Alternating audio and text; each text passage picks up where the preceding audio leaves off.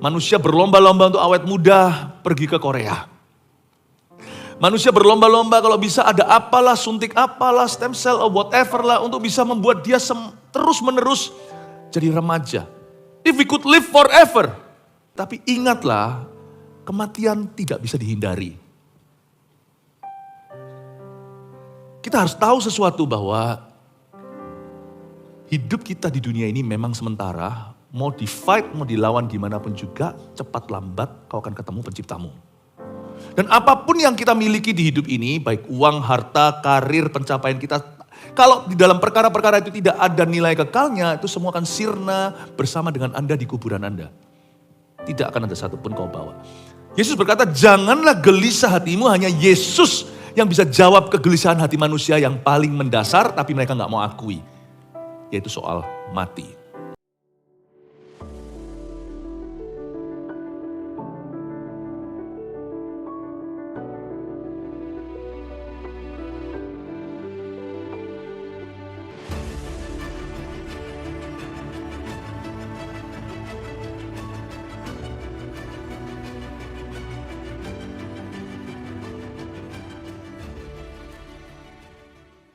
Engkau yang datang dari sorga, sorga jadi dekat gara-gara Tuhan di hidup kita.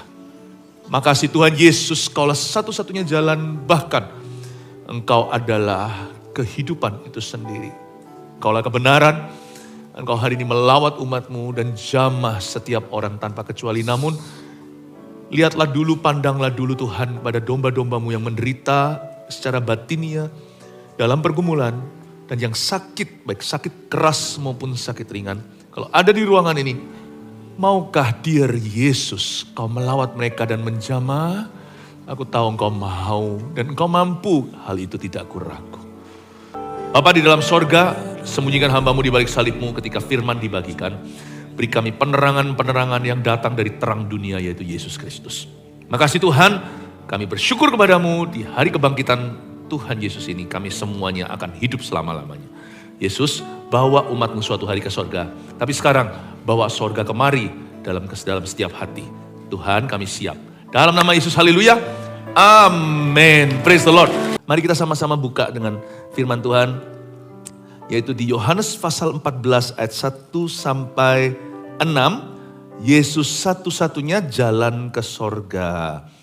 Ayat pertama, janganlah gelisah hatimu, percayalah kepada Allah, percayalah juga kepadaku. Di rumah Bapakku banyak tempat tinggal, jika tidak demikian, tentu aku mengatakannya kepadamu. Sebab aku, Yesus, pergi ke situ untuk menyediakan tempat bagimu. Dan apabila aku telah pergi ke situ dan telah menyediakan tempat bagimu, aku akan datang kembali dan membawa kamu ke tempatku, supaya di tempat di mana aku berada, kamu pun berada. Katakan amin. Saya baca ayat-ayat gini tuh happy sekali. Gak akan pernah saya pisah sama Tuhan. Kita juga. Gak ada yang bisa memisahkan kita dari kasih Yesus. Baik hidup maupun kematian. Asal hidupmu adalah Kristus loh ya. Maka kematian, mati adalah keuntungan. Nah, kalau hidupnya bukan Kristus, mati tanda tanya. Dan kemana aku pergi, kamu tahu jalan ke situ, kata Thomas kepadanya.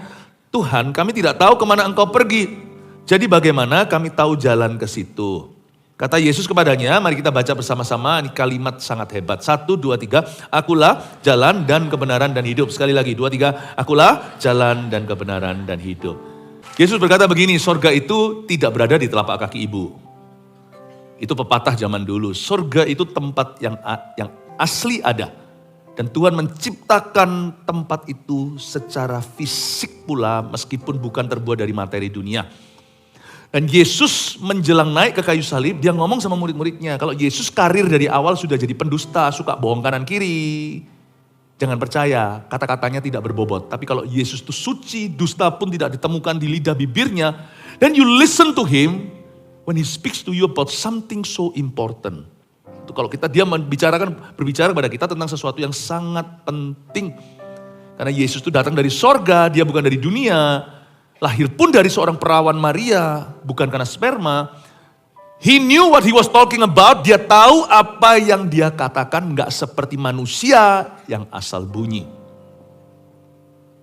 Demikian pula kebenaran hari ini yang saya sampaikan itu adalah dari firman, dari Yesus ini bukan karang cerita seorang pengkhotbah, saya hanya menjadi penyambung lidah. Yesus berkata di ayat pertama, janganlah gelisah hatimu. Katakan kanan kirinya, janganlah gelisah hatimu. Sekalipun duduk di sebelahku. Jangan gelisah ya. Mau tahu nggak alasan utama kenapa manusia gelisah? Kalau alasan-alasan mengapa kita gelisah banyak. Gonjang-ganjing ekonomi, nggak menentu, lesu ekonomi, pekerjaanku masalah, lagi vonis sakit penyakit, nggak tahu nanti ini nggak tahu nanti nasib saya seperti apa. Aduh, usia segini belum punya jodoh atau sudah menikah salah. Merasa kayak seperti orang yang terjebak dalam pernikahannya, macam-macam lah. Tapi sebenarnya tahu nggak? Akar gelisah itu satu. Hidupnya tidak punya Tuhan. Sekalipun dia Kristen, tapi kalau hubungannya dengan Tuhan jauh juga akan gelisah. Karena hanya dekat Allah saja hati ini tenang. Daripadanya lah keselamatan kita. Dan kegelisahan yang paling utama yang sering diabaikan karena kesibukan adalah mati kita kemana? Karena kita itu terlalu banyak fokus di hidup ini. Dan karena hidup kita itu ramai dan bising sekali dengan perkara-perkara yang duniawi, kita seringkali tunda untuk menjawab pertanyaan itu. Where will I go when I die? Kemana saya pergi ketika saya mati? Dan kita juga tidak mau bicara tentang itu karena manusia bicara tentang kematian, apalagi di budaya Asia, tabu. Gak boleh ngomong begitu. Biasanya orang menyadarinya cukup telat. Setelah meninggal dunia, dia gak bisa kembali ke dalam kehidupan ini. Mati ya mati, binasa ya binasa. Makanya kita kerap kali tidak menghindari pertanyaan emas ini, this golden question. Kegelisahan itu sebenarnya akarnya satu, tidak tahu kemana hidupnya. Dan maut, kematian itu, sesuatu yang tidak bisa dielakkan, itu yang menjadi pertanyaan utama di dalam kehidupan orang. Manusia berlomba-lomba untuk awet muda, pergi ke Korea. Manusia berlomba-lomba kalau bisa ada apalah, suntik apalah, stem cell or whatever lah, untuk bisa membuat dia terus-menerus jadi remaja. If we could live forever.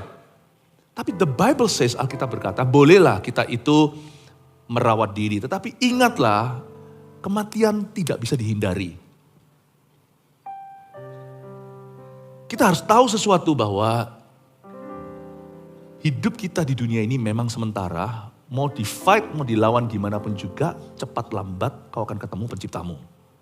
Dan apapun yang kita miliki di hidup ini, baik uang, harta, karir, pencapaian kita, kalau di dalam perkara-perkara itu tidak ada nilai kekalnya, itu semua akan sirna bersama dengan Anda di kuburan Anda.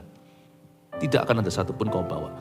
Yesus berkata, janganlah gelisah hatimu, hanya Yesus yang bisa jawab kegelisahan hati manusia yang paling mendasar, tapi mereka gak mau akui.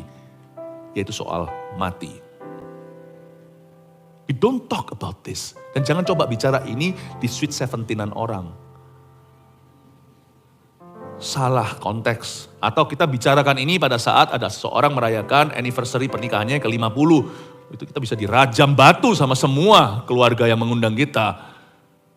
Lebih tepat bicara tentang ini di gereja. May I remind you, you will die someday. Tapi saya doa supaya panjang umur Anda. Janganlah gelisah hatimu di zaman ini sekarang, khususnya setelah pandemi, yang paling laku adalah obat penenang. Saya bukan dengar dari siapa-siapa, saya dengar dari kawan-kawan medis, dokter, suster, teman-teman jemaat, selalu berkata sekarang yang jadi rebutan itu benar-benar orang-orang itu kecanduan yang gitu-gitu. Lalu penyakit sekarang bukan hanya penyakit jasmani, tuli, buta, apa. Tapi banyak penyakit yang misterius gak tahu dari mana. Ada aja. Lalu juga belum lagi penyakit-penyakit psikis atau yang bersifat mental. Mental health itu sangat-sangat big deal today, hari-hari ini. Lalu disusul dengan generasi yang suka healing. Bukan healing ministry, bukan pelayanan healing, dikit-dikit healing. Setan antem mental kita. Karena memang kita tidak punya obat untuk gelisah.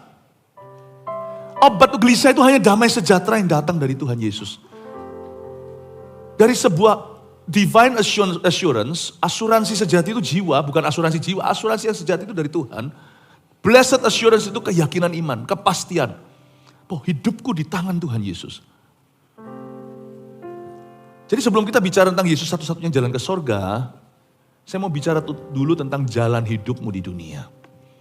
Janganlah gelisah hatimu. Lalu Yesus berkata, percayalah kepada Allah. Tapi Tuhan gak berhenti di situ. Dia lanjutkan, percayalah juga. To be continued. Percayalah juga kepadaku.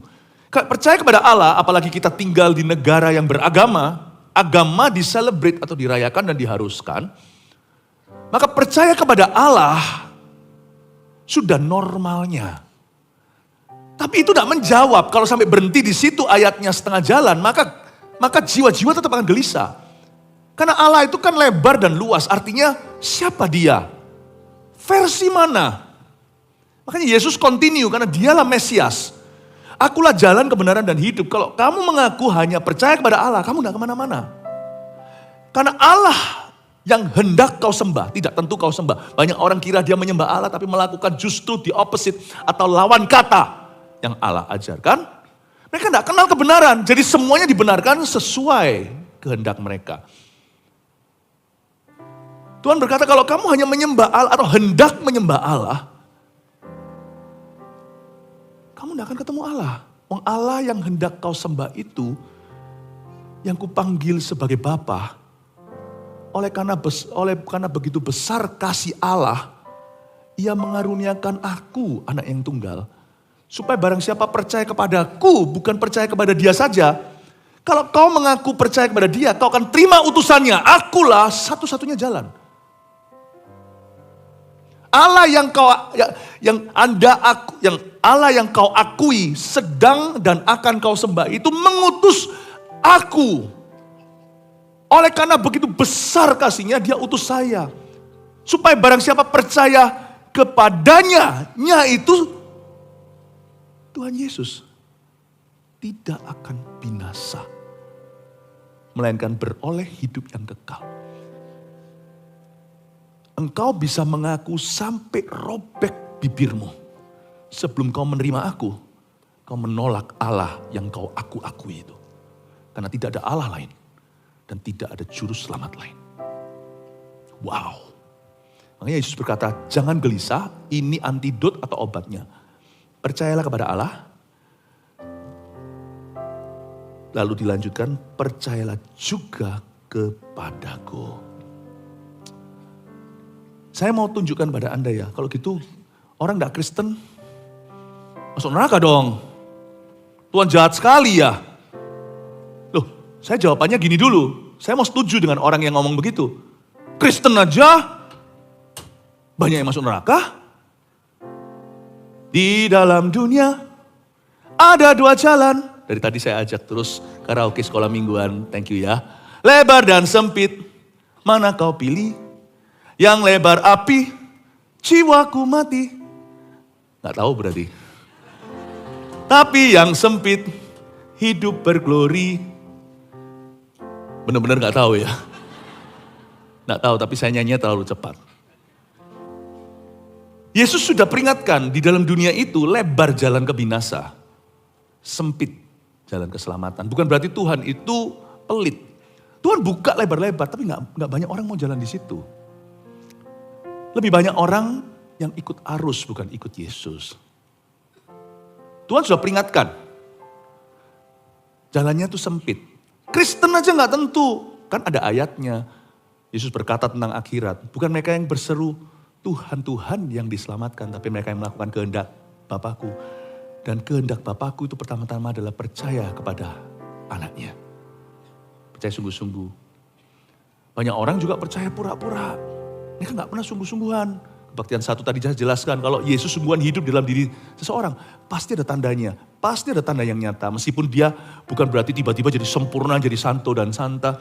Tetapi pasti ada tandanya. Gak ada orang minum sesuatu yang keras, makan sesuatu yang keras. Tidak ada gejala, itu gak ada. Yesus itu obat keras. Dia matinya mati dengan keras. Bangkitnya bangkit dengan keras. Batu tuh bergulir berapa ton tuh. There's nothing silence about Jesus. There's nothing silent about following Jesus. There's nothing silent about being Christ followers. Saya ingin Anda melihat ini. Bahwa orang Kristen pun gak tentu. Gak tentu. Bahkan orang yang menggunakan nama Tuhan dengan sembarangan, sekalipun nama itu kadang-kadang mempan, karena memang Tuhan sayang sama orang yang hendak ditolongnya. Mereka yang menumpangkan tangan seorang sakit, menyebut nama Tuhan sehingga kelepasan. Tuhan berkata, "Nyahlah, aku udah kenal kamu, pembuat kejahatan." Tuhan tidak tegur buahnya, karena Tuhan bekerja dalam diri jiwa-jiwa itu anyway, sekalipun orang itu gak layak yang melayani. Tapi orang yang melayani pura-pura sama Tuhan, satu-satu juga dipertanggungjawabkan. Tuhan berkata, "Nyahlah, aku tidak kenal kamu." Jadi kalau orang berkata kalau gitu, kalau Yesus satu-satunya jalan, kan Tuhan jahat berarti kan. Berarti kalau gak Kristen masuk neraka. Yang Kristen aja gak tentu. Kalau tidak sungguh-sungguh. Anda jangan heran loh ya, ada orang yang kan go straight to hell from churches. And even from pulpits, over the pulpits. Kita semua suatu hari pasti akan mempertanggungjawabkan hidup kita.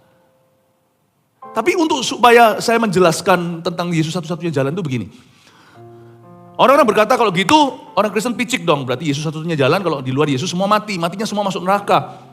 Ya udahlah kata pastor, orang Kristen juga begitu. Kalau pura-pura segalanya juga tetap akan ditindak. Wah kalau gitu tidak menjawab pertanyaan saya pastor. Berarti Tuhan semakin jahat di mataku. Oke, misalnya dunia kena pandemi suatu penyakit yang luar biasa tapi hanya satu. Yaitu satu pil itu yang bisa sembuhkan.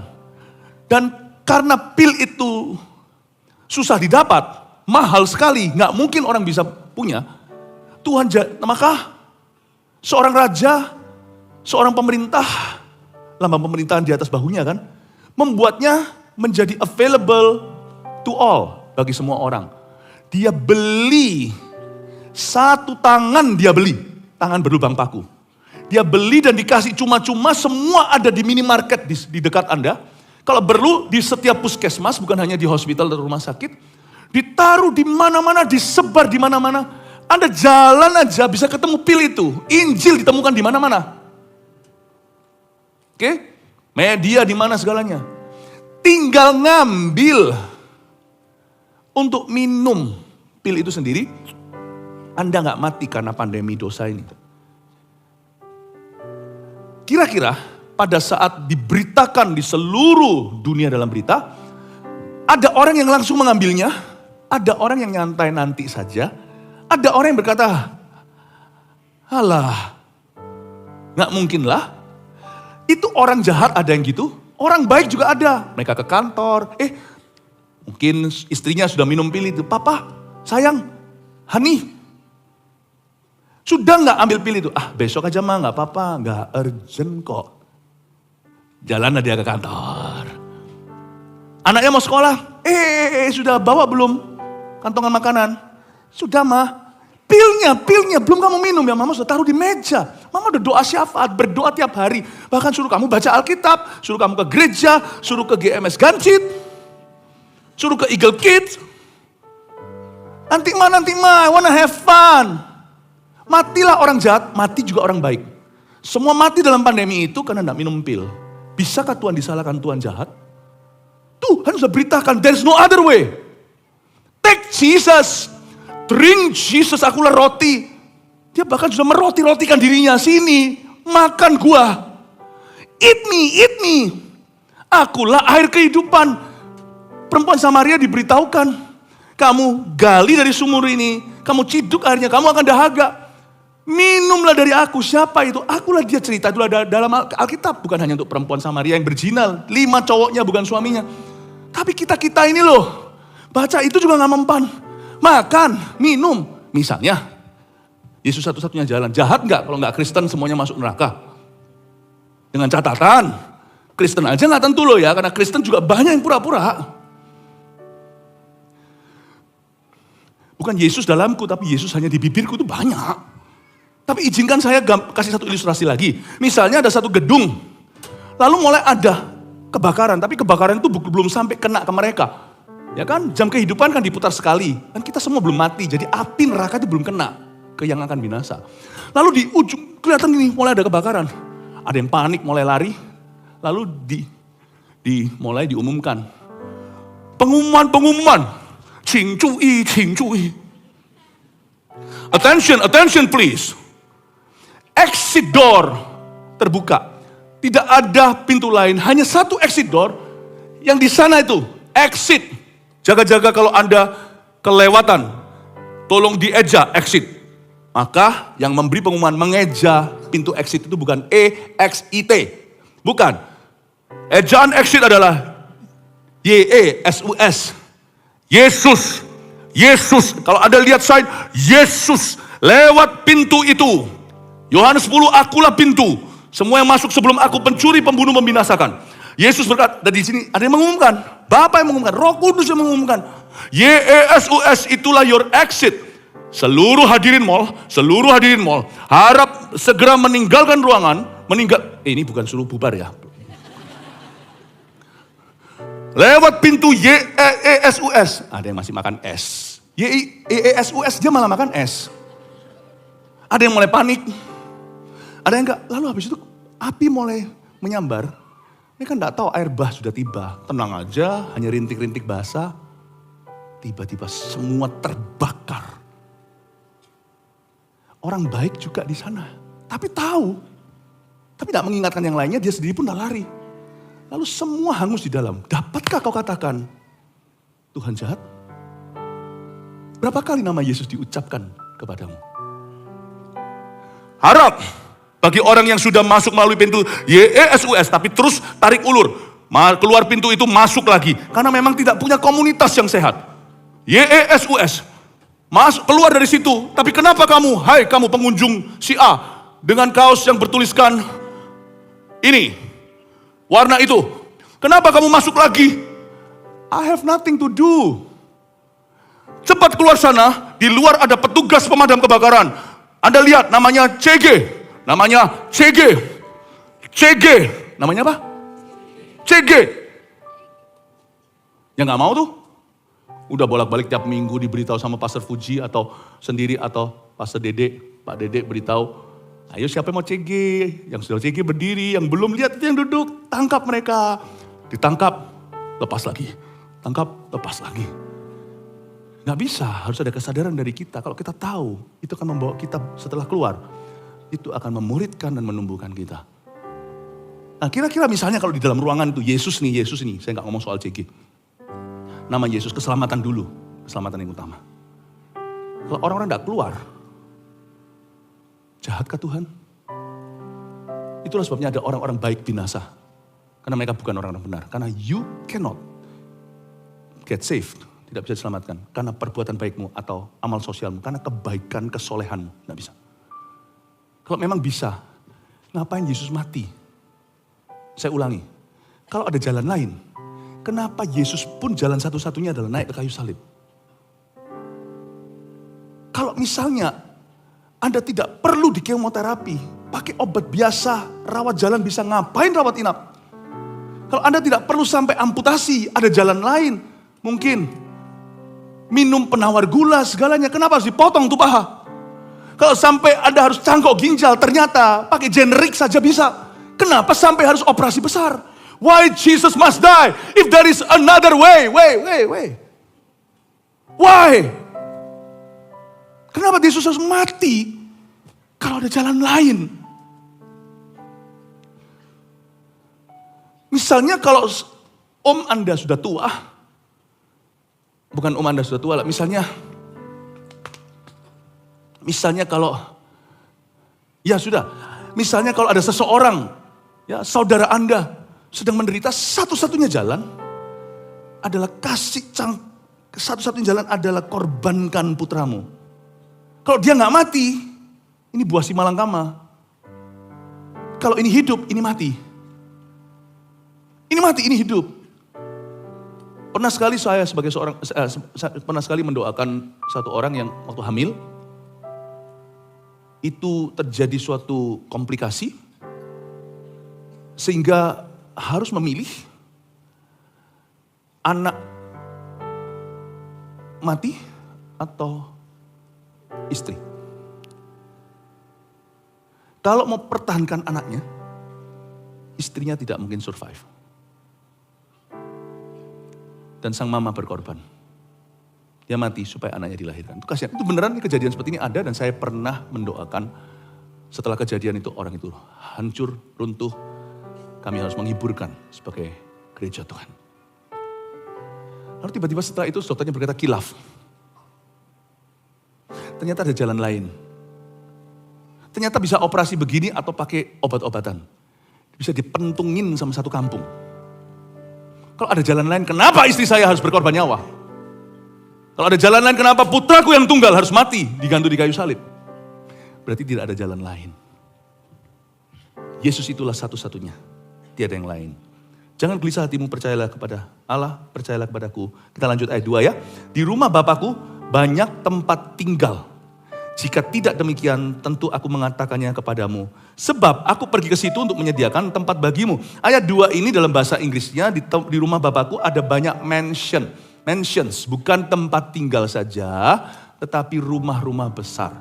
Yesus bukan membanggakan size sebuah rumah, karena rumah sekalipun besar tidak tentu hangat, tidak tentu asri. Rumah itu tidak bisa dinilai hanya dari size. Kalau jelek mau apa sekalipun besar. Maksudnya Yesus kasih kata, di rumah Bapa ada banyak mansions. Dari sini orang tidak bisa salah artikan, oh they are houses. Tapi Tuhan berkata they are real houses. Yang didesain dengan sungguh-sungguh oleh Tuhan.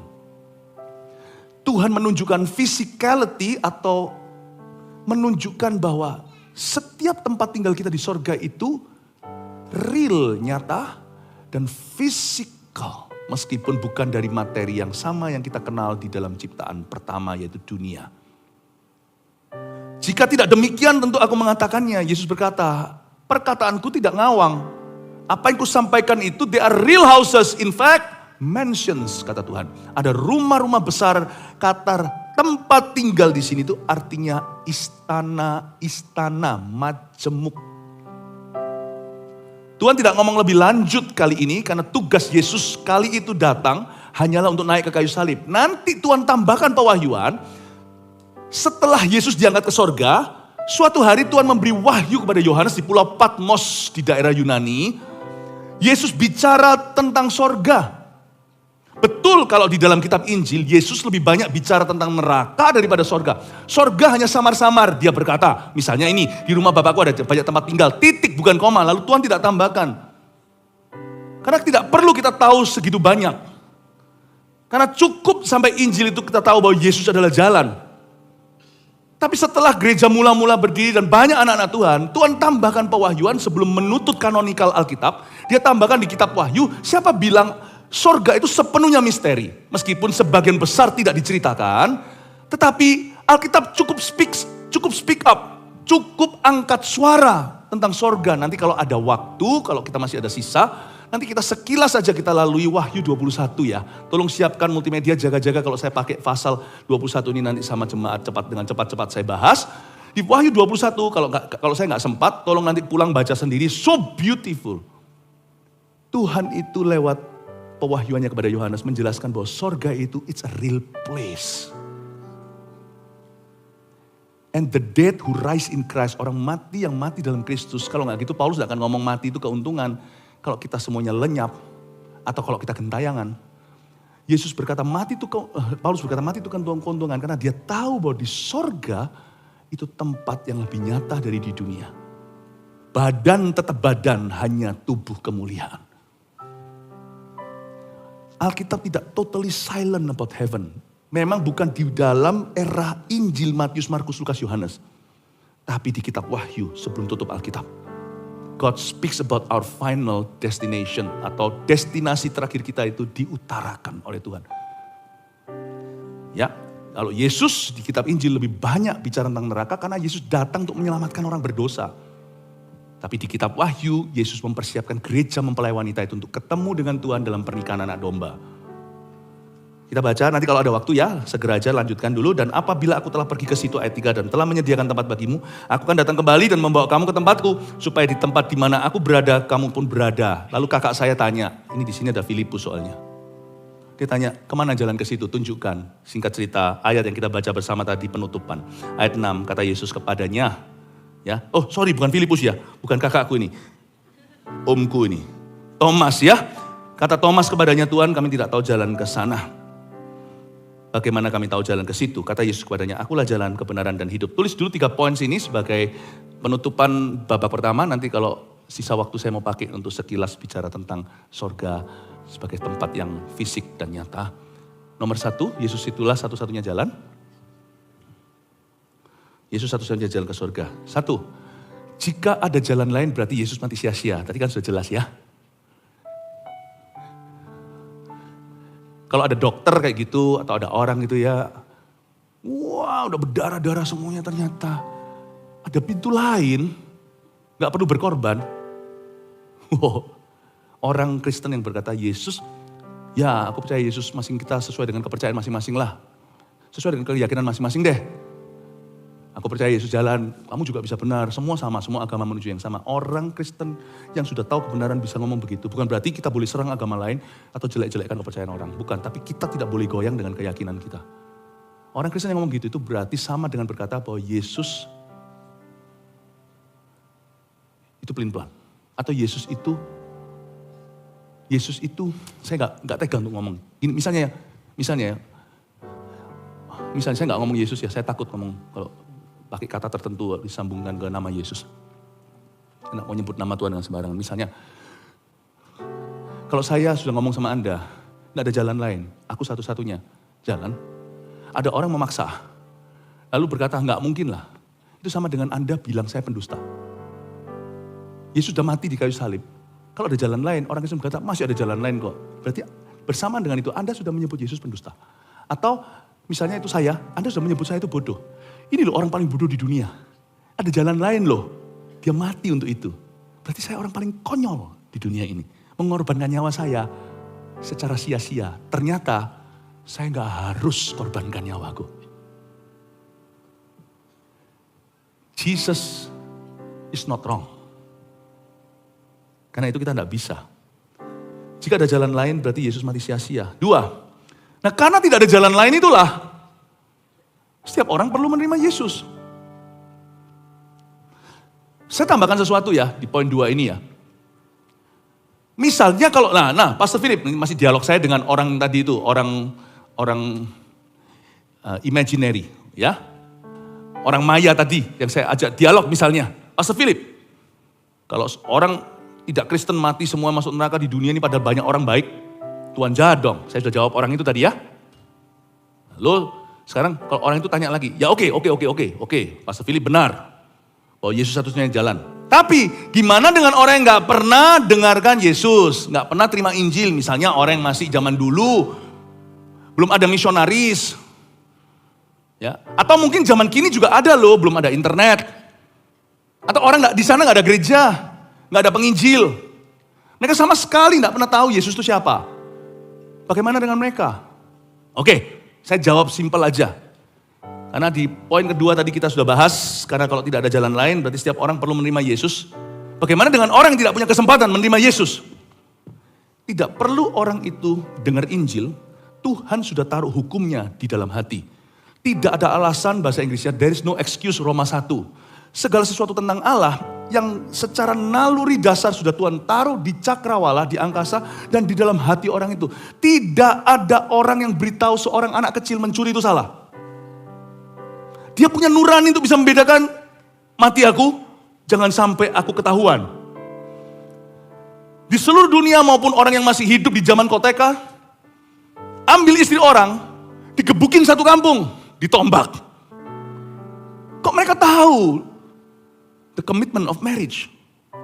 Ini bukan istrimu. Membunuh dari zaman purbakala, Kain Habil. Mereka udah tahu. Orang yang seumur hidupnya melatih hatinya untuk melanggar nuraninya, nanti pada saat dia mati, ini adalah pemahaman saya tentang Roma, kitab Roma tadi. Karena ada ayatnya begini, orang yang matinya tahu hukum Taurat dihakimi menurut hukum Taurat. Orang yang nanti matinya tanpa hukum Taurat, dihakimi tanpa hukum Taurat sesuai nuraninya. Jadi, tapi semua pasti melalui Yesus. Berarti kan gak melalui Yesus dong. Berarti nurani dong. Enggak. Tetap Yesus itulah harga sah keselamatan seseorang. Gak ketemu Yesus, no salvation. Tapi dia gak sempat ketemu Yesus atau dikonfrontasi dengan kebenaran di hidup ini. Kebenaran satu-satunya yang dia kenal adalah nurani, apakah dia bangun karir melanggarnya, atau dia terus menjaganya sekalipun berdarah-darah, tapi dia berusaha terus dan berkata di atas seperti zaman dulu mungkin di China juga belum ada Injil, tapi mereka tahu sebelum mereka menyembah berbagai macam hal dan menamakan itu Tuhan, yang paling kuno-kuno itu berkata naik di atas sana memandang ke sorga dan berkata, Tian, sudah ada kesaksian saya orang Tionghoa, jadi saya tahu. Kapal Chuan itu ada pago di dalamnya, ada tulisan. Kan tulisan karakter Chinese itu kan karakter-karakter gambar. Ada 8 mulut. Nabi Nuh dan istrinya, 3 orang anaknya, 3 orang menantunya masuk dalam bahtera. Dari mana kapal ada hubungan dengan 8 mulut di dalam perahu? Cantik, indah itu ada kata yang dombanya. Bahasa Chinese, ini adalah suku saya. Itu nggak ada keisengan. Misalnya nan, laki, cowok. Itu digambarkan, kalau Anda mau belajar, misalnya tulisan nan, nansen, nanren. Itu tian, he, li. Tian itu sawah, li itu tenaga.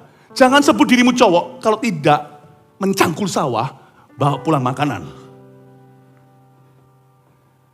Yang disebut pria dalam karakter kanji, itu sawah dan tenaga. Lalu apa hubungannya perahu dengan 8 mulut? Indah itu anak domba Allah. Tuhan itu sudah memberikan kesaksian setiap budaya. Nah, orang kalau menjaga hatinya, lalu dia mati, gak pernah didatangin seorang misionaris, pasti ketemu Yesus dulu. Waktu ketemu Yesus, yang satu bangun karir langgar nurani, yang satu bangun karir jaga nurani, dua-dua tetap tidak diselamatkan, dan waktu mereka sama-sama melek di sebelah sana, misalnya matinya bersamaan seperti penyamun kiri dan penyamun kanan, yang satu menderita karena dia berdosa, yang satu lagi, hahaha aku berdosa mau apa. Waktu ketemu Yesus, satu menghujat pasti. Oh ternyata kau, kenapa? Pasti reaksi pertama itu gak bisa. Orang kalau reaksinya itu, orang itu mudah histeris, kena sedikit, gitu ya. Tapi orang kalau memang sudah membangun dirinya martial art gitu ya, wah! Kelihatan tikus saja, wah! Tidak bisa dipungkiri, detik pertama, seperti orang penyamun itu tidak bisa persiapan diri. Engkau akan memilih Yesus atau bukan. Itu seperti orang tes bohong itu loh. Bohong gak bohong akan kelihatan keringatan. Orang kalau bangun karirnya, dia tidak bisa lari daripadanya. Yang satu pasti berkata, ternyata kau toh. Jangan kau binasakan aku. Kau gak pernah kirim misionaris. Mana aku tahu, mana gua tahu di hidup ini ternyata engkaulah yang punya dunia, alam semesta yang menciptakan kami. Ya salahmu bukan salahku. Yang satu lagi berkata, yang satu yang menjaga nurani, melihat Yesus dan berkata, ternyata engkau yang selama ini ku nanti-nantikan. Yang satu tersungkur, yang satu menghujat. Disitulah akan kelihatan domba ke kanan, kambing ke kiri. You cannot bypass God, you will meet God at some point. Itu yang disebut di Roma. Karena itu setiap orang, tidak ada jalan lain, harus menerima Tuhan. Tugas kita, nomor 3, bagian kita hanyalah beritakan Injil dengan cara yang sopan. Hanya satu-satunya jalan, karena itu kita harus beritakan Injil, tahu gak kenapa? Karena gak ada jalan lain. Jadi satu-satunya yang punya pesan keselamatan, yaitu orang-orang Kristen yang lahir baru. Sungguhan. Jadi orang Kristen doang gak tentu selamat. Tapi orang diselamatkan. Pasti Kristen pada akhirnya. Gak bisa gak sih? Lihat orang kalau diselamatkan, kecuali kalau dia dipaku di kayu salib ya, dia penyamun itu gak bisa apa-apa, jangan salahkan. Orang yang diselamatkan gak bisa bypass perintah Tuhan pertama itu bukan pelayanan. Bahkan bukan menghormati ayah ibumu. Perintah Tuhan pertama itu dibaptis. Jadi kalau baptis itu saja udah buyar, yang gak Kristen pasti harus Kristen. Saya gak ngomong soal denominasi gereja ya, mau gak mau. Orang terima Yesus, gak bisa bypass baptisan. Jadi orang diselamatkan Tuhan, gak mungkin gak Kristen. Kalau dia bisa, oh gak apa-apa, aku dalam Yesus kok, tapi aku tetap memeluk keyakinan lain. Gak mungkin, gak bisa. Tapi bukan berarti kalau Kristen menang-menang, otomatis saya oke kalau saya tidak benar-benar mengikuti Yesus. Paham maksud saya ya? Saya perlu menjelaskan ini karena tujuan saya adalah supaya jangan ada seorang pun di antara Anda binasa. Kalau enggak nanti kan darahnya ditumpahkan atas saya, atas Pak Dede sih. Saya atas kami. Karena itu kita harus memberitakan Injil. Nggak bisa enggak. Beneran loh, apapun profesi Anda mesti memberitakan Injil. Meskipun itu tidak berbayar, tidak diharuskan, tidak diancam. Karena ujungnya, terutama dalam hidup ini adalah menyelamatkan jiwa. Sungguhan yang terutama adalah itu. Ya, oke, masih ada waktu sedikit aja. Ayo cepet-cepet sama saya lihat surga itu kayak apa? Atau nggak mau? Mau nggak? Oke. Wahyu 21 cepat aja ya. Karena ini panjang jadi saya cepat lewat gini aja saya tunjukkan. Sekilas saja to give you an idea. Kalau ternyata Alkitab itu tidak silent about heaven atau tidak diam tentang surga. Wahyu 21 langit yang baru dan bumi yang baru. Tolong ya multimedia dengan cepat aja ayat per ayat. Lalu aku melihat langit yang baru dan bumi yang baru kata Yohanes. Sebab langit yang pertama dan bumi yang pertama telah berlalu. Dan laut pun tidak ada lagi. Cepat katakan laut tidak ada lagi. Oh, laut tidak ada lagi. Berarti di sorga itu tidak ada perpisahan selamanya lagi. Tidak ada goodbye. Entah gimana ya, mau pakai imajinasi jedok pun gak akan bisa bayangkan. Di sorga tidak ada lautan. Alkitab dengan jelas berkata bahwa di sorga itu tempatnya sosial. Siapa bilang di sorga kita gak saling kenal? Nanti ibadah berikutnya saya jelaskan tubuh kemuliaan itu ternyata ada fitur-fitur yang dipertahankan. Meskipun kita mungkin akan berbeda rupanya. Jadi berbahagialah Anda yang tidak puas dengan mata Anda. Mata Anda jadi oke nanti. Ya. Ayat 2, dan aku melihat kota yang kudus, Yerusalem yang baru turun dari sorga dari Allah yang berhiaskan bagaikan pengantin perempuan yang berdandan untuk suaminya. Coba lihat ayat 2, disebut kota yang kudus. Di sini disebutkan oleh Yohanes, aku melihat salah satu kota di sorga namanya Yerusalem yang baru. Ini bukan Yerusalem sekarang yang bertumpah darah. Tapi mungkin ada mirip-miripnya kali kalau disebut Yerusalem. Pasti akan ada semacam resemblances atau kemiripan. Turun dari sorga itu kota. Luar biasa kotanya bisa naik turun ya. Lalu berhiaskan bagaikan pengantin perempuan yang berdandan untuk suaminya. Tahukah? Kelihatan seorang perempuan pakai dasteran. Maaf ini bukan apa ya. Tapi kalau waktu dia mau pergi pesta, beda banget. Make up itu bisa membuat beda. Makanya itu kalau mau cari pasanganmu yang sesungguhnya, tunggu dia copot make up. Ya. Yang berhiasan bagaikan pengantin perempuan yang berdandan. Saya bisa punya pemahaman begini nih. Ayat 2 tadi itu, kota kudus itu seperti pengantin yang berdandan.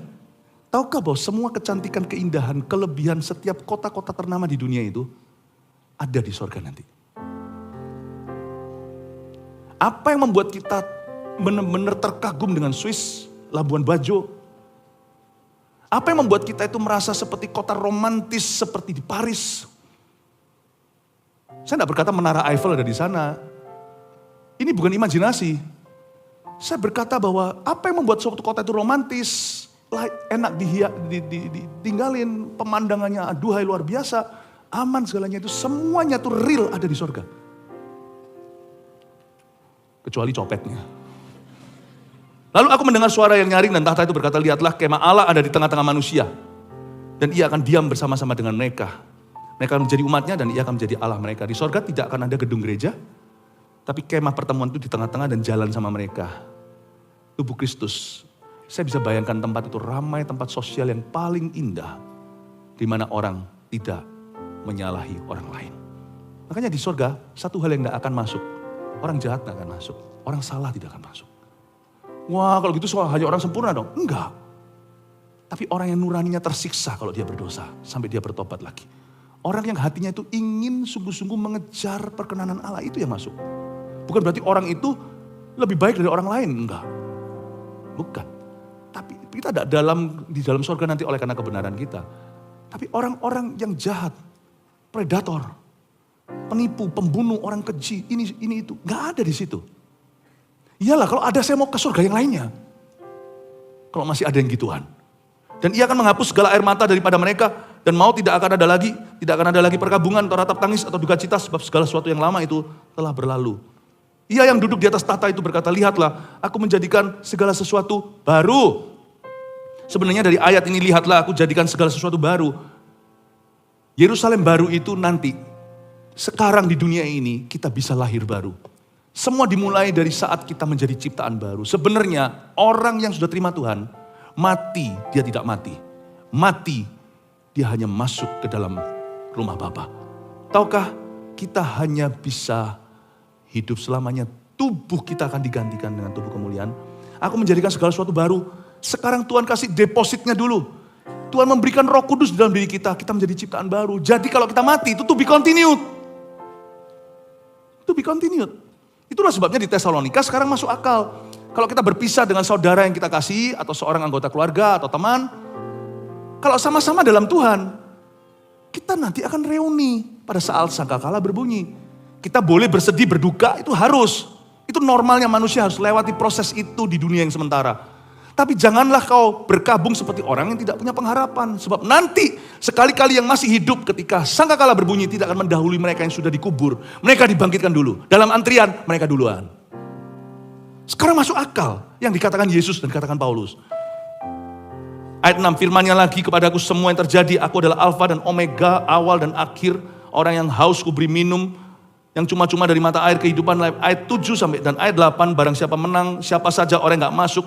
Penakut yang gak percaya, orang keji, orang sundal, penyembah berhala, pendusta, semuanya itu. Itu nanti saya gak bahas di sini ya. Itu adalah daftar siapa saja yang keluar. Lanjut lagi ayat 9. Maka datanglah seorang dari ketujuh malaikat yang memegang 7 cawan.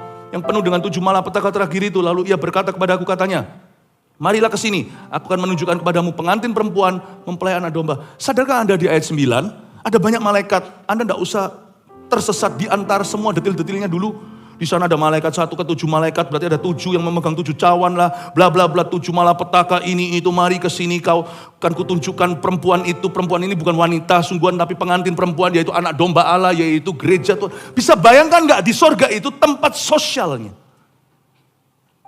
Manusia, malaikat di tengah-tengah Allah, bersama dengan Allah. Saya kadang-kadang curious saja ya, saya tidak berani membuat teori-teori baru, cukup apa yang dikatakan Alkitab. Berapa ya jumlah malaikat itu ya? Mungkinkah malaikat itu jauh lebih interesting dari kita? Kalau Alkitab katakan setiap anak kecil, Yesus dia yang berkata, selalu ada seorang malaikat, guardian angel, malaikat penjaga yang memandang wajah Bapa pencipta mereka. Berarti kan hari ini berapa juta malaikat atau miliar? I don't know. Apakah lebih besar populasi manusia daripada populasi malaikatnya? Heaven must be a very interesting place. Lebih baik jangan dipikirkan sekarang, meledak ini. Gak ada orang bisa memikirkan sejenius apapun, seseniman apapun. Gak akan ada bisa. Gak akan bisa ada seorang teolog yang bisa memahami seiotanya surga. Tapi saya mencoba untuk merangsang pikiranmu. Surga tidak seperti yang kau kira. Gentayangan, samar-samar, dunia maya. It's not. Lanjut cepat aja ya, gak apa-apa ya, sedikit lagi ya. Ya, oke. Ayat yang ke mana nih tadi sampai ayat berapa? Ayat 11. Lalu dalam roh yang membawa aku ke atas sebuah gunung yang besar lagi tinggi. Yang menunjukkan kepadaku kota yang kudus itu ada gunung. Yerusalem yang turun dari sorga, dari Allah. Kota itu penuh dengan kemuliaan Allah dan cahayanya. Sama seperti permata, bla bla bla, ayat 12. Dan temboknya besar lagi tinggi. Ada tembok, ada arsitektur. Di pintu gerbangnya ada 12 buah. Di atas pintu gerbang itu ada 12 malaikat. Dan di atasnya tertulis nama ke-12 suku Israel. Jadi ada di sorga Old Testament Saints atau orang-orang kudus dari perjanjian lama. Yang kita kenalkan cuman sedikit. Elia, Musa, karena kita pengetahuan terbatas. Banyak. Lalu di situ pintu gerbangnya itu ada, segini ada di sebelah utara 3 pintu, sini ada 3 pintu, sana 3 pintu. Ayat 14 dan tembok itu mempunyai 12 batu besar dan di atasnya tertulis ke-12 nama, ke-12 rasul anak domba itu. Di sorga ayat 14 katakan akan ada ditemukan semua New Testament Saints. Orang-orang kudus perjanjian baru, baik yang Alkitabiah maupun yang kita kenal. Grandma siapa yang takut akan Tuhan, yang sungguh-sungguh jadi pendoa siap, cinta Yesus sampai akhirnya mendoakan keluarga. You are going to meet her. Ada monumennya untuk 12 suku Israel, 12 rasul. Perjanjian lama, perjanjian baru. Have you imagined? Maka sekarang saya ngerti kenapa kita harus hidup miliaran tahun pun baru mulai di surga. Kau tak akan bisa selami satu malaikat yang kau tidak bisa terselami. Semua pengetahuan orang yang suka belajar, yang curiosity, yang penasaran. Anda itu akan menjadi firdaus bagimu. Orang yang gak suka belajar, itu firdaus bagimu. Neraka betapa ngerinya. Ketika setelah 1 miliar tahun kau dibakar, cacingnya tidak pernah berhenti. Kita tidak ketemu orang. Semua orang kesakitan dan merintih dan menghujat Tuhan. Kau baru mulai 1 miliar tahun. Dan tak akan keluar. Makanya saya ngerti sekarang kenapa Tuhan berkata, percuma kamu memperoleh harta seluruh dunia kalau kamu akhirnya masuk ke sana. Sebab 80 tahun hidupmu di dunia ini pun dihiasi dengan penuh dengan penderitaan. Dia ada artinya dengan 80 tahun kali 8. Lalu setelah 80 tahun kali 8, 650 tahun kemudian, kali 800, silakan hitung di kalkulator sendiri. Anda kira, kapan aku keluar? Aku kena kompor panas dan aku gak bisa mati. Aku merasakan setiap kesakitan dan loneliness. Kalau Anda takut tinggal sendirian di mana tidak diajak omong siapa-siapa, siap-siap 800 tahun kemudian Anda tidak akan diajak omong siapa-siapa. Kalau orang yang takut tempat sempit waktu di MRI atau CT scan, ngeri. Semua tempat akan sempit di sana. Makanya disebut dengan the fire pit. Saya ngerti kenapa yang terutama itu memberitakan Injil. Now I know why. Karena kekekalan itu real. And it's forever. Itu bukan imajinasi, dongeng, atau cerita sekolah minggu. Lanjut lagi ya.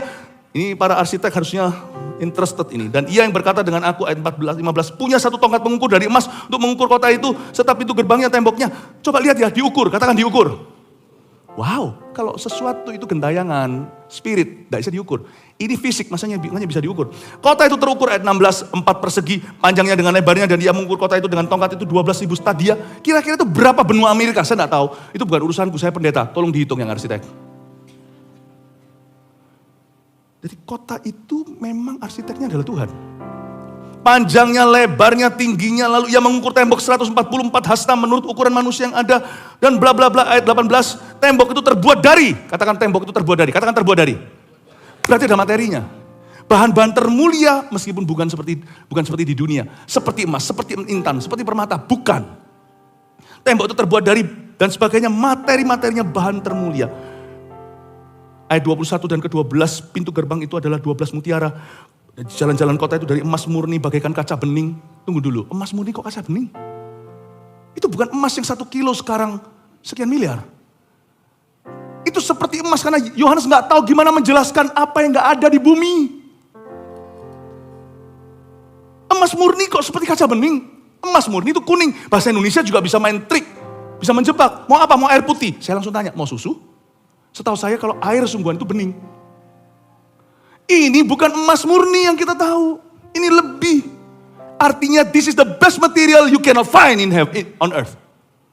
Lalu lanjut. Saya sudah mau selesai. Dan aku tidak melihat bait suci di dalamnya. Dan sebagainya. Ayat 23. Dan kota itu tidak memerlukan matahari dan bulan untuk menyinarinya. Sebab kemuliaan Allah meneranginya. Anak domba itu adalah lampunya. Ada sesuatu yang interesting. Bangsa-bangsa berjalan bla bla bla. Ayat 25. Dan pintu-pintu gerbangnya tidak akan ditutup pada siang hari. Sebab malam tidak akan ada lagi di sana. Lalu ditulis di sana kekayaan hormat bangsa-bangsa dibawa kepadanya. Nggak akan masuk ke dalamnya sesuatu yang najis atau orang yang melakukan kekejian atau dusta. Tapi hanya mereka yang namanya tertulis kitab kehidupan anak domba itu. Ayat 25, malam tidak ada di sana. Dan ini secara harafiah memang tidak ada lagi malam. Di situ. Orang tidak mengantuk, orang tidak capek. Dan malam di sini juga secara profetik. Bahwa di dalamnya tidak ada kegelapan sama sekali. Kegelapan hati manusia. Anda tidak perlu curiga, takut nanti orang yang Anda sayangi akan dizolimi. Tidak akan ada orang yang mencelakakan orang. Tidak ada spiritual darkness in the heart. Saya mau tunjukkan pada Anda. Dan satu-satunya jalan ke sana, Bapak Ibu. Attention. Perhatian. 请注意. Horas. Kok horas apa hubungannya? Exit is YUYESUS. That's it. Saya harap Anda mengerti ini. Please, kalau suatu hari kita semua mati, saya tidak ingatkan lagi, jangan ada seorang pun di antara Anda binasa. So saya tidak akan binasa by the grace of God. Amin Bapak Ibu, mari kita semuanya bangkit berdiri, Tuhan mengasihi.